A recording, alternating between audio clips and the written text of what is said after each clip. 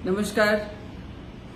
हम सभी को एक्चुअली पता है कि पिछले कुछ दिनों से बहुत ज्यादा जो प्रॉब्लम्स बीच में बहुत कम हो गई थी। कोविड की जो पॉजिटिविटी थी लोगों के अंदर, जो टेस्ट में पॉजिटिव आ रहे थे वो रेशियो बहुत कम हो गया था, पर अभी कुछ दिनों से फिर वो रेशियो बहुत ज्यादा बढ़ गया है।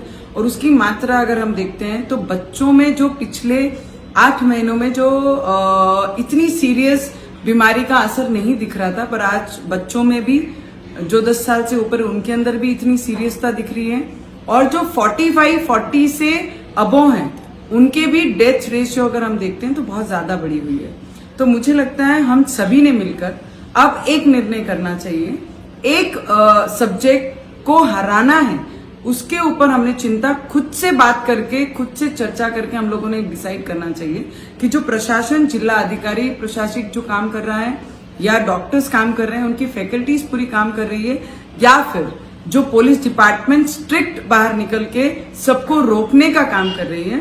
मुझे लगता है ये सीरियसता अगर हमने खुद से ली तो मुझे लगता है किसी का भी सीरियस लेना और लॉकडाउन लगाने से बहुत मुक्त हम हो जाएंगे।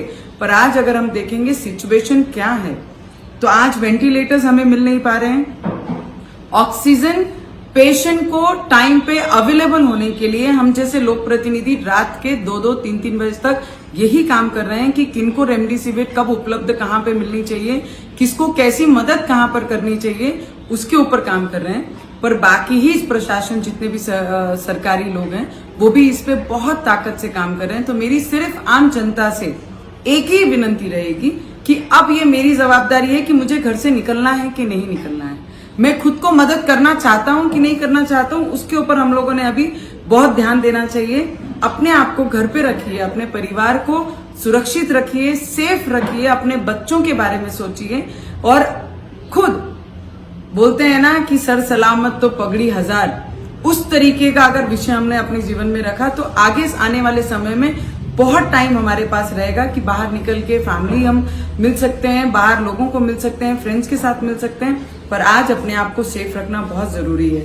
और उसके साथ केंद्र सरकार ने जो पिछले 1 सालों में 13 महीनों में जो प्रोसीजर लैब से लेकर, वैक्सीनेशन से लेकर, रेमडेसिविर से लेकर, तोसिलाजुमैब से लेकर, हर चीज के लिए जो हर राज्य को, सिर्फ महाराष्ट्र ने, क्योंकि जब बड़ा कोई व्यक्ति जिम्मेदारी लेता है तो मुझे लगता है वो पूरे परिवार की जिम्मेदारी लेता है। उसी तरीके से केंद्र के कर्तव्य भी है और अपनी जवाबदारी समझकर हर राज्य को जो जो चीजें, ऑक्सीजन आज हमारे जिले में नहीं था, उसे इमीडिएट अवेलेबल करा के दिया। कई डॉक्टर से हमने बात की तो अगर आफ्टरनून तक ऑक्सीजन अगर अवेलेबल नहीं होता है तो कई पेशेंट की जान हम हथेली पे लेके उन पे ट्रीटमेंट कर रहे हैं। इस जब बात पे आई तो हमारे जिले को 5 टन ऑक्सीजन इमीडिएटली प्रोवाइड किया गया।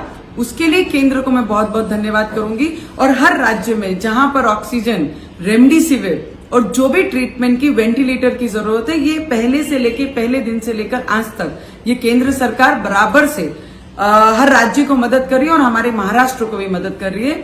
इसके लिए मैं केंद्र सरकार का, हेल्थ मिनिस्टर का मैं दिल से धन्यवाद करना चाहूंगी। और जो महाराष्ट्र के कई नेता केंद्र पे टीका कर रहे हैं, मैं उनको एक चीज बताना चाहूंगी, आज हमारे महाराष्ट्र को, पेशेंट को केंद्र की बहुत ज्यादा आवश्यकता है। तो मैं आपसे हाथ जोड़ के विनती करूंगी कि आज उन्हें हमारे को उनकी जरूरत है, तो उन पे टीका करके उनका मॉरल कम ना करते हुए हमारे लोगों को जो जरूरत है केंद्र से वो बराबर मिले, उसके लिए आप लोग ने प्रयत्न करना चाहिए। राजकारण बाजू में रखकर लोगों की जान बचाने का समय आया है। बस इतना ही मैं आपसे विनती करूंगी।